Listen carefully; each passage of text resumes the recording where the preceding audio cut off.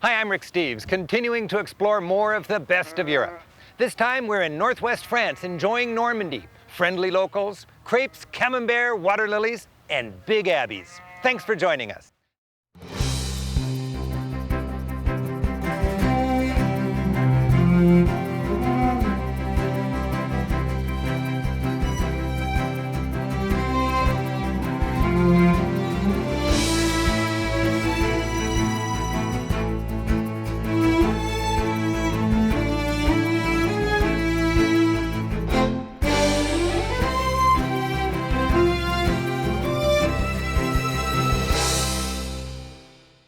While it's seen more than its share of war, today Normandy is a peaceful and welcoming place. With its thought-provoking sites and memorials, delicious cuisine, and idyllic nature, it's no wonder this region is such a popular getaway for nearby Parisians. After exploring the half-timbered charm of Rouen, we reflect on lily pads at Monet's garden, peek in on local craftspeople, set up an easel at Honfleur, enter Eric Satie's eccentric musical mind, remember D-Day and another invasion 9 centuries earlier, and take a pilgrim's hike to an enchanted abbey. Of France's many regions, Normandy is strategically located across from England and handy to Paris. From Rouen, we side-trip to Giverny, travel to Honfleur, Bayeux, and visit the dramatic D-Day beaches before finishing at Mont St-Michel. The history of Normandy is filled with war. Viking Norsemen who settled here in the 9th century gave Normandy its name. The 7th Duke of Normandy, William the Conqueror, invaded England from these shores. Joan of Arc, who rallied the French against the English, was burned at the stake in Normandy. And on these beaches, a World War II battle was fought that changed the course of history. The stirring sights associated with each of these events turns many visitors into history buffs. Nearly 1,200 years ago, the Vikings made this town, Rouen, their capital. William the Conqueror called it home before moving to England. During the Middle Ages, Rouen, with 40,000 residents, was France's second largest city. Only Paris was bigger. In the 12th century, half of today's France was ruled by England. Caught in the middle, Rouen walked a political tightrope between France and England for centuries. And because Rouen was an important English base during the 100 Years' War, this is where Joan of Arc was burned. Today, Rouen mixes dazzling Gothic architecture and contemporary bustle beautifully. It's a busy port with a pedestrian-friendly old town and a grand cathedral standing as a reminder of the town's historic importance. The spire was made of cast iron in the late 1800s, about the same time Eiffel was building his tower in Paris. At nearly 500 feet, it's the tallest in France. Rouen's ornate public clock has decorated the former city hall for 500 years. Back then, just having an hour hand offered ample precision. The lamb at the end of the hour hand is a reminder that wool was the source of Rouen's wealth. And the artistic highlight, lean way back, fills the underside of the arch with the Good Shepherd and lots of sheep.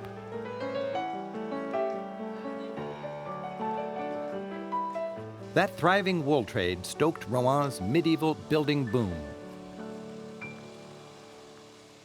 Because the chalky limestone quarried from the cliffs of the Seine River nearby was so expensive, and it wasn't great for building quality, I could actually mess it up with my thumbnail here if I wanted to, and because the oak around here was so plentiful, half-timbered buildings became a Rouen forte.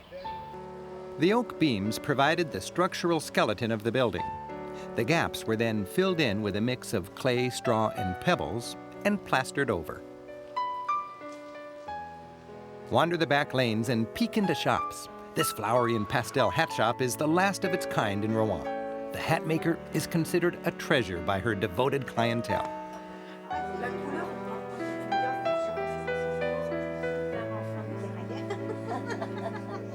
Just around the corner, Monsieur Augy welcomes shoppers to browse through his studio and see Rouen's china, known as faience, being made the traditional way. First, the clay is molded and carefully trimmed by hand. After being fired, dipped in enamel, and dried, it's lovingly hand-painted. A second firing gives it its characteristic glaze. In the 1700s, Rouen had 18 factories churning out the popular product. Today, the Augy family carries on the faience tradition.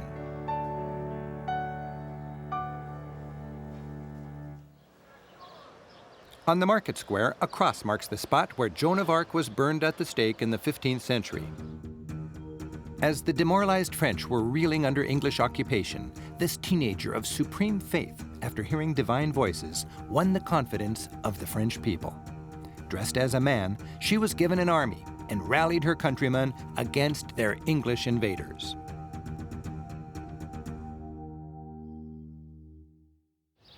In 1431, 19-year-old Joan of Arc was taken by the English, convicted of heresy, and burned right here. As the flames engulfed her, an English soldier said, "Oh my God, we've killed a saint." Nearly 500 years later, Joan of Arc was made a saint, and he was proven correct. Midway between Rouen and Paris, about an hour's drive away, is Giverny. Claude Monet, the father of the Impressionist movement, spent his last 40 years here, finding inspiration in these gardens. The colors of his cottage garden are like his brushstrokes. They seem untamed and slapdash, but are part of a carefully composed mosaic. He diverted a stream, made a pond, filled it with water lilies, and built a footbridge, which eventually became overgrown with wisteria. Museums in Paris bloom with Monet's garden paintings. Impressionism was a revolutionary movement in European art, the rage in the 1870s. Many artists abandoned realism in favor of this innovative style, which captured light, glimmers, and reflections. Impressionist art evokes the subtleties of nature. The artist, using short brush strokes of different colors placed side by side, suggests shimmering light. The true subject is not really the lilies, but the changing reflections on the surface of the pond. As he grew older, Monet cropped the scene ever closer, until there was no shoreline, no horizon, no sense of what's up or down. For dinner, I'm joining my friend and fellow tour guide, Sabine Le Téturier, back in Rouen. For what you'd expect to spend in a modest American restaurant, we're enjoying the full, fun-loving ritual of fine dining in France. Canard sauvageon à la rouennaise. Superbe. Very nice. This is classic Normandy cuisine. And tonight we're going to experience the 4 C's. Aha, 4 C's. What is we're going to that? have the cream, camembert, Okay. cider, and the calvados. Okay. And the cream, you can find it right in this sauce. They do mix it in. You Okay. have red wine, Uh-huh. foie gras, and cream. Okay, so cream Which is... makes it really smooth. Cream is it a really part kind of of the- smooth out the sauce. Oh. And the sauce is something that is very important in the Normandy cuisine.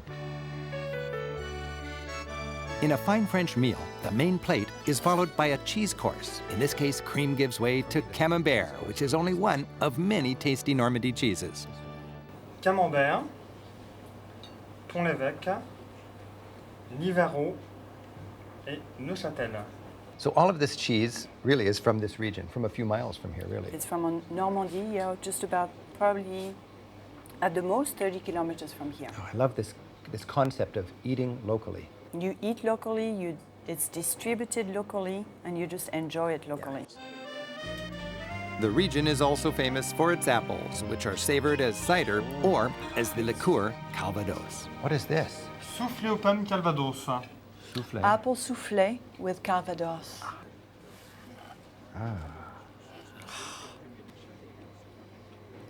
Is it good? Very good. The 4 C's of Normandy. Creme, camembert, cider, and calvados. You got it. Our next stop is just down the road. Honfleur escaped the bombs of World War II and feels as picturesque as it looks. Gazing at its snug harbor, it's easy to overlook the historic importance of this port. This is where the Seine River meets the English Channel. For over 1,000 years, sailors have enjoyed Honfleur's ideal location. While busy conquering England, William received supplies shipped from Honfleur. And Canadians know Honfleur as the place Samuel de Champlain sailed from in 1608, discovering the St. Lawrence waterway and establishing Quebec City. The harbor, once fortified with a wall and 2 gates, is now an easygoing marina. Today's Honfleur, long eclipsed by the gargantuan port of Le Havre just across the Seine, happily uses its past as a bar stool and sits on it. Honfleur's Church of St. Catherine is worth a visit. It was built by a community with plenty of boat builders and no cathedral architects. If you flipped it, it would float. When the first nave was finished in the mid-1400s, it was immediately apparent they needed more space. So they built another. Many consider Honfleur the birthplace of Impressionism. Just as Monet once did, artists still come here to catch the light playing on the harborfront and reflecting on the water. It was in places like this that the battle cry of the Impressionists, out of the studio and into the light, was born. Just down the street, visitors don headsets to explore the boyhood home of composer Eric Satie, which presents his music in a whimsical way.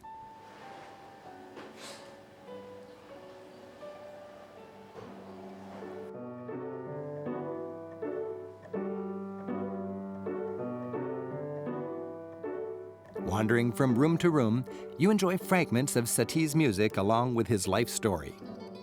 After a fairly short adolescence, I turned into a more or less digestible young man. Nothing more. It was then I began to think and write musically. Surreal images complement his music, reflecting how radical the Parisian art scene was in the 1920s. And for a musical finale, you get some exercise.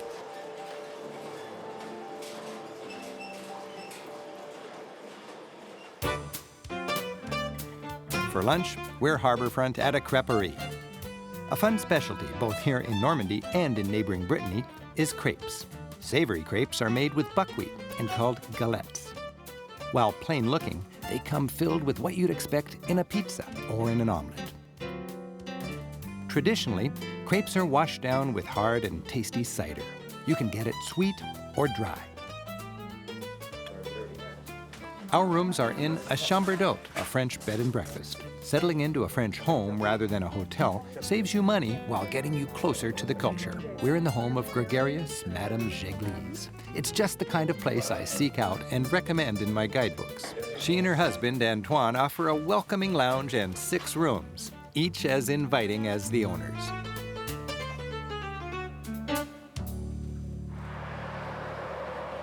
Distances in Normandy are short, and as long as you stick to the auto route, well worth the tolls, you'll make very good time. Our next stop is Bayeux. It's Saturday morning, and this normally sleepy square has erupted into a busy farmer's market. The long tradition of those who grow it, selling directly to those who eat it, thrives throughout France. And the food couldn't be fresher. Bayeux's claim to fame is the Bayeux tapestry, which hung in this cathedral. It's a 900-year-old embroidery which tells the story of arguably the most memorable event of the Middle Ages, the pivotal Battle of Hastings in 1066. The tapestry now hangs proudly in a museum just down the street. Headsets narrate the 230-foot-long cartoon telling the story of William the Conqueror and the Battle of Hastings. Don't worry, if you lose your place, you'll find super titles in Latin. England's King Edward was about to die without an heir. The big question, who would succeed him? Harold, his English brother-in-law, or William, his French cousin? King Edward chose the Frenchman, William. But when the king died, Harold grabbed the throne. William, then known as William the Bastard, thought the throne was rightfully his. So he prepared his army, gathering weapons and coats of mail, and sailed from Normandy across the English Channel to the south coast of England. He met Harold at the town of Hastings, where they fought a fierce 14-hour battle. While the English fought valiantly, the Normans had an advantage: horses with stirrups. Historians attribute their victory to these stirrups.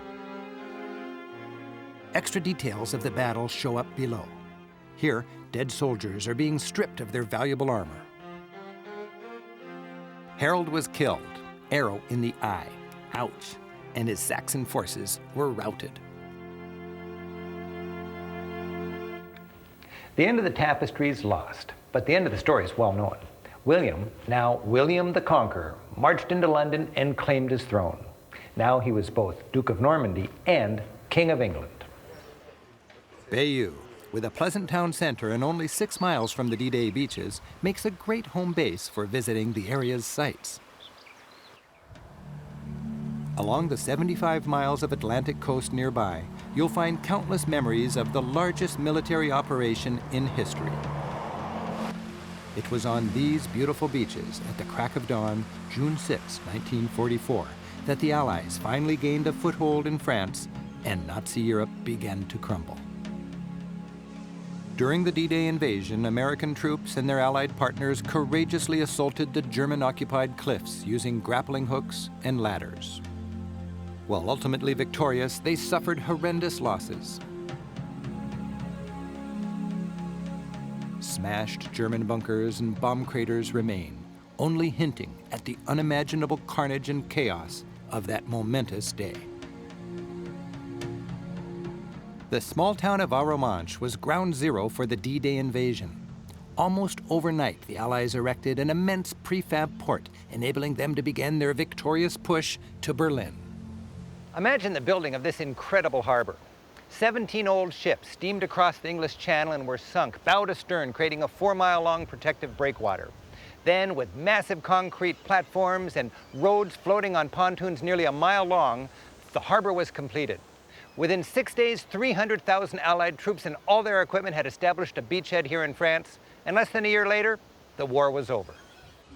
Today, 60 years later, the town, with its beachcombers, holiday trinkets, and families at play, still seems to celebrate that Allied victory.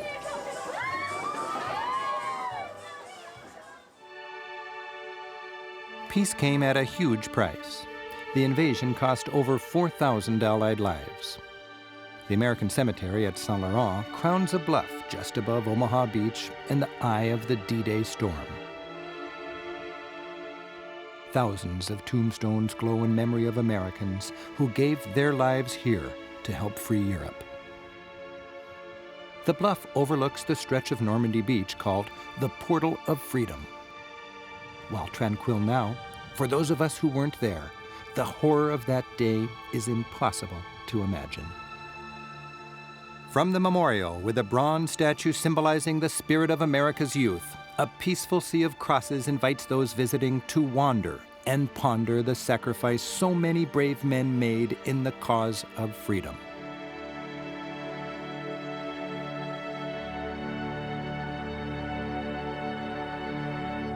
Immediately after the war, all the bodies were buried in temporary graves. In the 1950s, when this cemetery was established, the families decided if the bodies should remain with their comrades or be brought home. Officers are disproportionately represented. Their families figured they'd prefer to be buried with the men they commanded and with whom they fought and died. Nearby, another military cemetery is the resting place of 21,000 German soldiers. The centerpiece symbolizes German mothers and fathers who lost their children.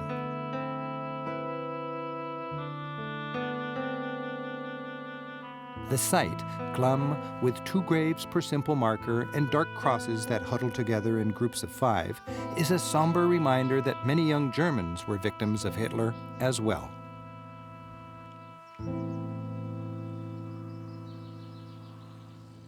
The best World War II museum in France is in Caen, the first big city freed by the Allies. Officially named the Memorial for Peace, it puts the Battle of Normandy in a broader context. You start with a downward spiral stroll, tracing, almost psychoanalyzing the path Europe followed from the end of World War I to the rise of fascism and into World War II.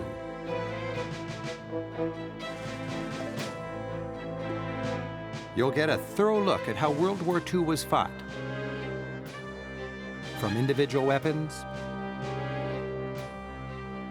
to floating airports, to the 2-ton V-1, the unmanned predecessor of today's smart bombs, to the D-Day landings. The Cold War wing gives an overview of the bipolar world that followed World War II.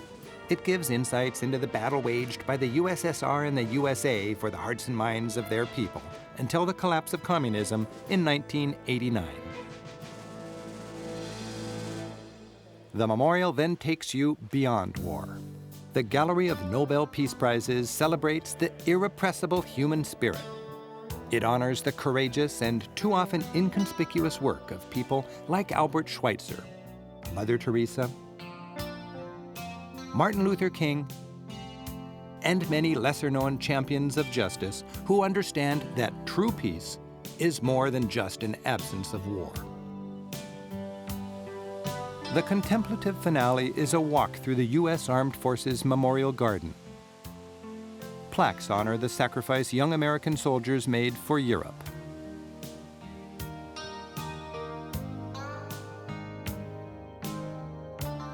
The sight of children enjoying this memorial as a playground captures the spirit of the quote etched in the pavement. From the heart of our land flows the blood of our youth, given to you in the name of freedom. Our next stop, an hour's drive away, is Mont St-Michel. For over 1,000 years, the silhouette of this island abbey has sent pilgrims' weary spirits soaring. Today, it does the same for tourists.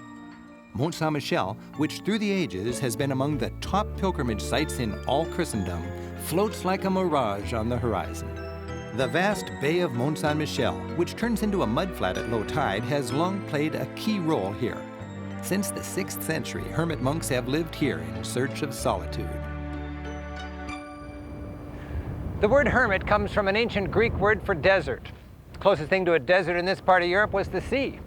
Imagine the desert this bay provided as that first monk climbed that rock, trying to get closer to God.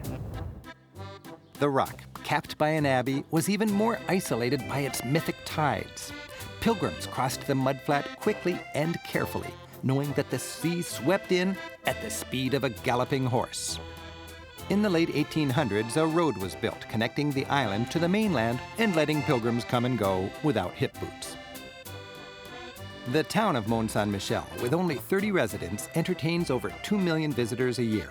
Its main street, lined with shops and hotels leading up to the abbey, is grotesquely commercial.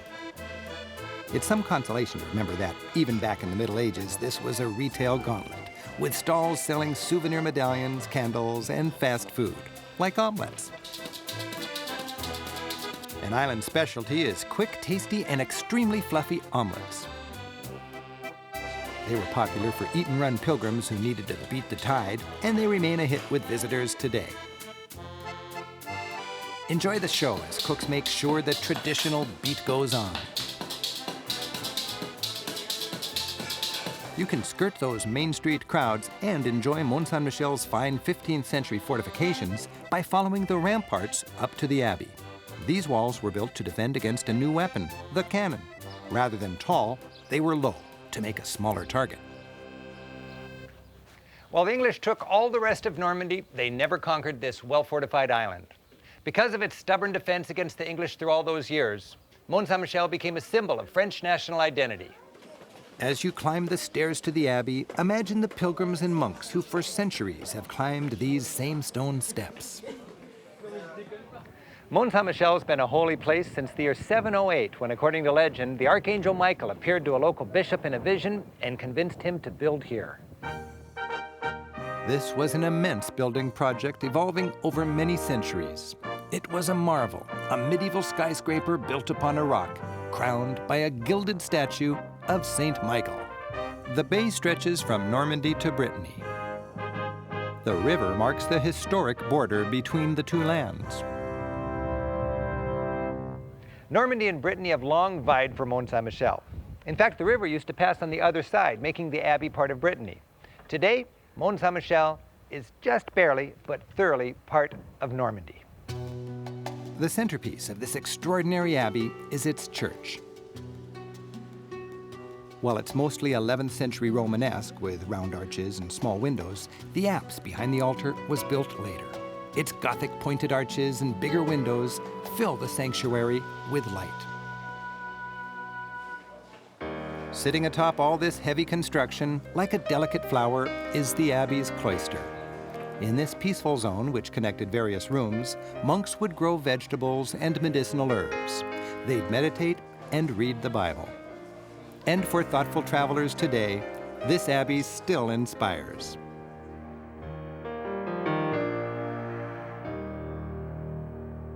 So much of France's rich heritage survives. And here in Normandy, perhaps more than any place in the country, it inspires us all. Thanks for joining us, and vive la France. I'm Rick Steves. Until next time, keep on traveling. Au revoir. Friendly locals, crepes, camembert, big abbeys. Thanks for joining us. As the flames engulfed her body, an English soldier looked up her and said, "Sophia." Here's the church, here's the steeple. Open up the door and see all the people.